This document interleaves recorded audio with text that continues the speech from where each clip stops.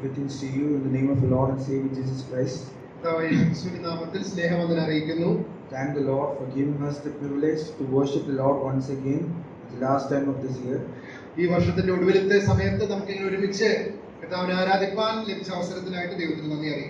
connection to worship, let's turn our attention to the Epistle of Ephesians in chapter 2, verse 1.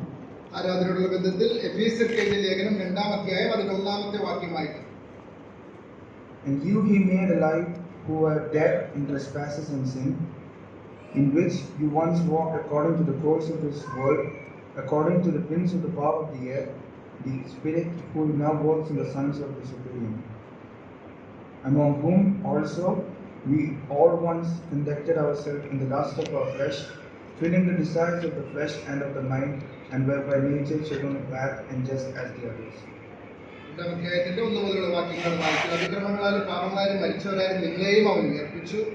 അവയിൽ നിങ്ങൾ മുമ്പേ ഈ ലോകത്തിന്റെ കാലഗതിയെയും ആകാശത്തിലെ അധികാരത്തിലും അനുസരണക്കേടിന്റെ മക്കളിൽ ഇപ്പോൾ വ്യാപരിക്കുന്ന ആത്മാവിനും അധിപതിയായവനെയും അനുസരിച്ച് നടന്നു.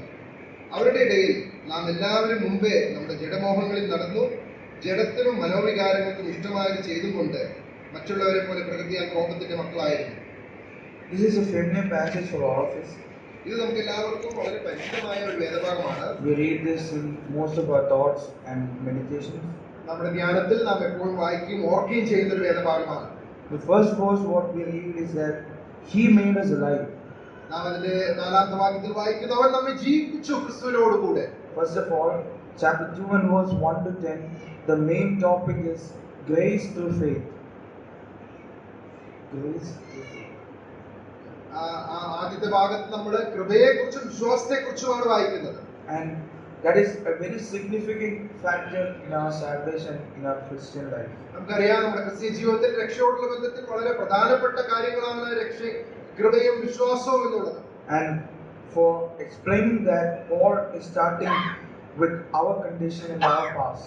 ആ കാര്യം വിശദീകരിക്കാനായിട്ട് ഇവിടെ പൗലോസ് നമ്മുടെ കഴിഞ്ഞകാല അവസ്ഥയെക്കുറിച്ച് വിശദീകരിക്കുകയാണ്. And he says, He who made us alive when we were dead in trespasses and sin. നാം അതിക്രമങ്ങളിലും പാപങ്ങളും മരിച്ച അവസ്ഥയിൽ നിന്ന് നമ്മെ അവൻ ജീവിപ്പിച്ചു എന്നുള്ളത് വായിക്കും. In which once you walked according to the course of the world. ഈ ലോകത്തിന്റെ കാലഗതി അനുസരിച്ച് നാം ജീവിച്ച ഒരു കാലഘട്ടം. According to the power of the air, the evil and the wicked mind that we all have. ആകാശത്തിലെ അധികാരത്തിലും അനുസരണക്കേടിന്റെ മക്കളിൽ ഇപ്പോൾ വ്യാപരിക്കുന്ന ആത്മാവിനും നാം കീഴ്പ്പെട്ട് ജീവിച്ചിരുന്ന ഒരു കാലഘട്ടം. We all were lost in sin. നാം പാപത്തിൽ നഷ്ടപ്പെട്ടു പോയവരായിരുന്നു. Like here Paul says, we were dead in sin. നാം പാപത്തിൽ മരിച്ചവരായിരുന്നു. Being dead means we cannot be revived. മരിച്ച അവസ്ഥ എന്ന് പറഞ്ഞാൽ അതിൽ ജീവിപ്പിക്കാനായിട്ട് അസാധ്യമാണ്. More than being dead, we love being in sin. ആ പാപത്തിൽ രസിച്ച ഒരു അവസ്ഥയിലായിരുന്നു. That was once our state. അതായിരുന്നു നമ്മുടെ ഒരു കഴിഞ്ഞകാല അവസ്ഥ എന്ന് പറയുന്നത്. And when we go back to Genesis, just like we heard, we fell into sin. നാം ഉൽപ്പത്തി പുസ്തകത്തിൽ വായിച്ചതുപോലെ നാം പാപത്തിൽ വീണുപോയവരാണ്. The Hebrew word for sin is khata. ഹതാക്ക് എന്നുള്ള വാക്കാണ് പാപത്തിന് എബ്രായ ഭാഷയിൽ ഉപയോഗിച്ചിരിക്കുന്നത്. It means to fail. പരാജയപ്പെടുക എന്നുള്ളതാണ് അതിന്റെ അർത്ഥം. We failed God. നാം ദൈവത്തെ പരാജയപ്പെടുത്തി. We were deserving the terrible wrath of God.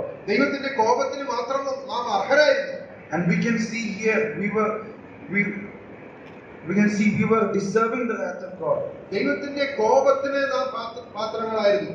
But when we see that there is one side there is a man who needs the forgiveness of God.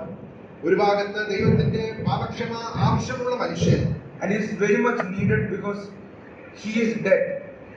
അത് വളരെ ആവശ്യമായിരുന്നു, കാരണം അവൻ മരിച്ച അവസ്ഥയിലായിരുന്നു. He needed to be revived. അവനെ ജീവിപ്പിക്കാനായിട്ട് ആവശ്യമുണ്ടായിരുന്നു. And in one side there is a just God who should punish the sin of mankind. എന്നാൽ മറുഭാഗത്തെ മനുഷ്യന്റെ പാപത്തെ ന്യായം വിധിക്കുവാനായിട്ട് നീതിമാനായ ഒരു ദൈവത്തെ നമുക്ക് കാണുവാനായിട്ട് സാധിക്കും. And according to the Bible, there is no way according to the law that I can be revived. ആ ന്യായപ്രമാണ പ്രകാരം എന്നെ വിടിവിപ്പിക്കാനോ ജീവിപ്പിക്കാനോ ആർക്കും സാധ്യമല്ലായിരുന്നു. And it was so impossible that if I committed the sin, I must face consequences. ആ പാപം ചെയ്യുന്ന ആ വ്യക്തി തന്നെ അതിന്റെ അനന്തരഫലം അനുഭവിക്കണം എന്നുള്ളതായിരുന്നു മാറ്റമില്ലാത്തത്. And that's when Jesus Christ, in his conversation with Nicodemus, he says, as Moses lifted up the serpent in the wilderness. കർത്താവായ യേശു നിക്കോദോമോസിനോടുള്ള സംഭാഷണത്തിൽ ഇങ്ങനെ പറഞ്ഞുവല്ലോ, മോശ മരുഭൂമിയിൽ പിച്ചള സർപ്പത്തെ ഉയർത്തിയതുപോലെ.